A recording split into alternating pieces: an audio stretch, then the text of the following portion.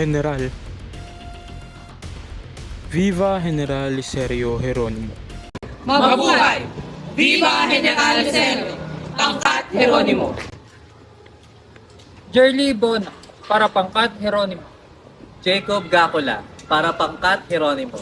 Kyle Manuel Ordinado, para pangkat Geronimo. Maria Elena Carique para pangkat Geronimo. Jaisa Lebao para pangkat Geronimo. May Fidakan para pangkat Geronimo. Ana Marie Isla para pangkat Geronimo. Regina Rizano para pangkat Geronimo. Julita May Osman para pangkat Geronimo. Pangkat Geronimo! Viva General Licerio Geronimo! Hello everyone! Nagbabalik ang inyong only friend. Only friend na maibubog ang mabahong hininga. Ay! My gosh! Oh my God. I'm so sorry. Siyempre dapat may maibubog ang bagong kaalaman. Together with my barkadas. Yes! Nagbabalik kami para magpresenta ng napakagandang kaalaman today. Yes! Susuayan! General, Katipunero, Pilipino, Revolusyonaryo at Bayani. Licerio Geronimo E. Imaya o mas kilala sa tawag na General Licerio Geronimo. Isang katipunerong lumaban ng paulit-ulit para sa bayan. Ngayon, mas kilalanin natin kung sino nga ba si General Licerio Geronimo. Sino nga ba si General Licerio Geronimo?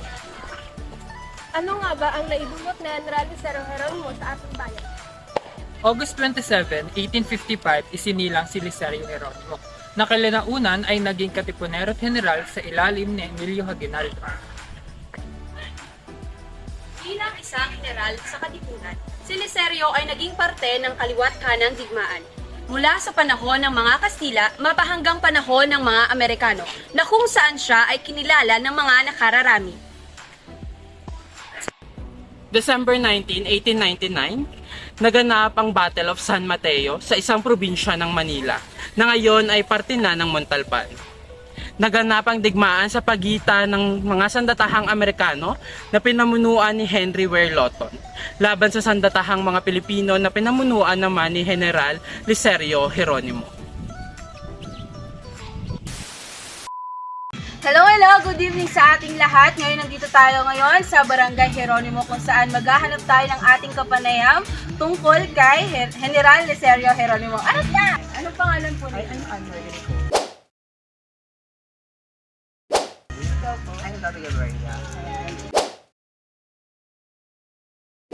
May katanungan po ako sa inyo. Kilala niyo po ba si General Licerio Geronimo? At ano po yung masasabi niyo sa kanya? As far as I remember, si General Licerio Geronimo, parte yata siya ng KKK before. So, yun, isa rin yata siya sa mga naging kabahagi ng Katipunan. So, I think General Geronimo, isa siyang general ng San Mateo. Ayan. So, ngayon nalaman natin kung ano ba yung patungkol kay General Licerio Geronimo. Ayan, thank you po sa inyo. Magandang araw sa lahat. Ngayon ay nandito tayo sa Barangay Geronimo patungo sa kanilang barangay hall upang ma-interview o makausap ang kanilang kapitan na si Kapitan Norman Tabugan. Unang tanong, maaari niyo bang ipakilala ang Barangay Geronimo sa amin? Ayon kay SK Chairperson Valdez ng Barangay Geronimo, ang Barangay Geronimo ay pumapangalawa sa pinakamaliit na barangay dito sa ating munisipalidad ng Rodriguez, Rizal.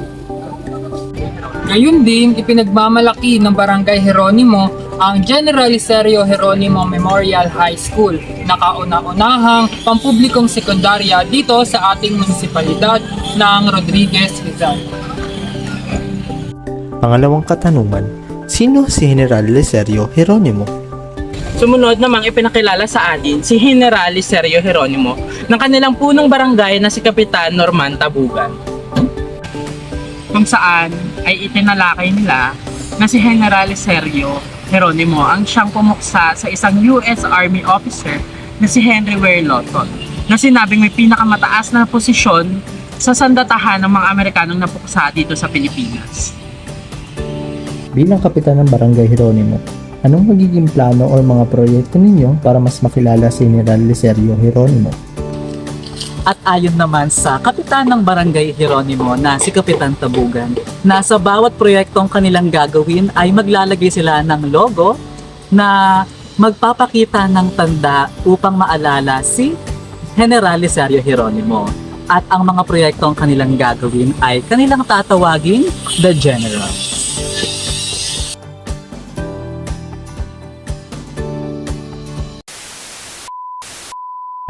So hello guys, ako po pala si Chilita May Piato Sosman.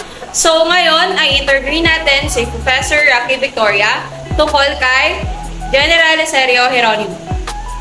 Ano po ang rason kung bakit si General Licerio Geronimo ang napili ninyo? Bakit hindi si Amang Rodriguez or hindi ang ating pambansang bayani na si Dr. Jose Rizal? Sa reason, no, kung bakit gusto mong aralin yung buhay ni Geronimo, no? Una sa lahat ay siya ay lokal na nanirahan dito sa ating bayan, no? Kung kaya magandang makilala natin locally yung ating mga bayani dito. At ano yung mga naging contribution nila, no, sa ating kasaysayan at paano tayo umunlad, no, bilang sa kasalukuyang dana sa ating bilang sama. We all know po na si General Licerio Geronimo is one of the many unsung heroes here in our country. What do you say about it? Aming mga bayani na nalimot na, no, sa ating kasaysayan, no?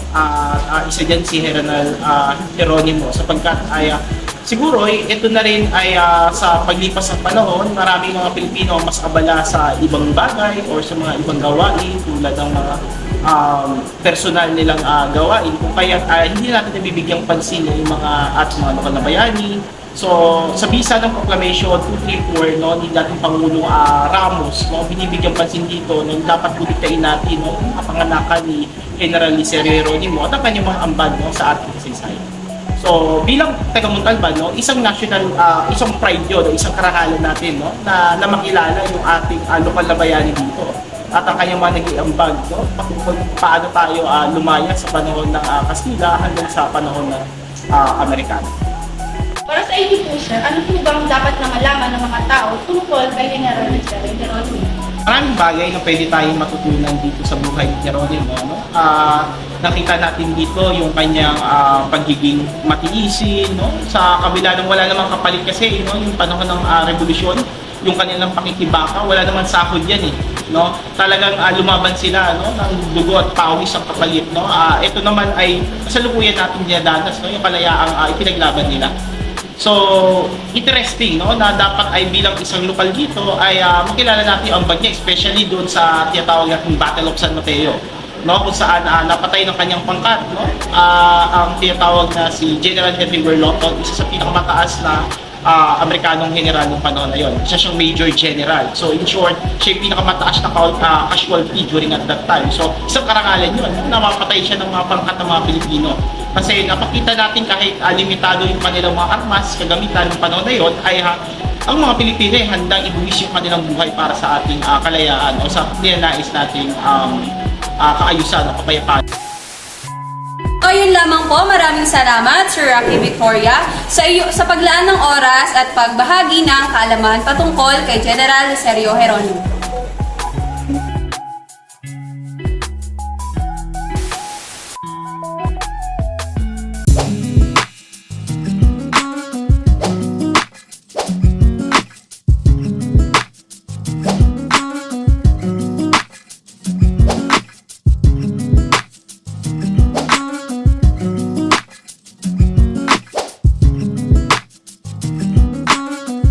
Char.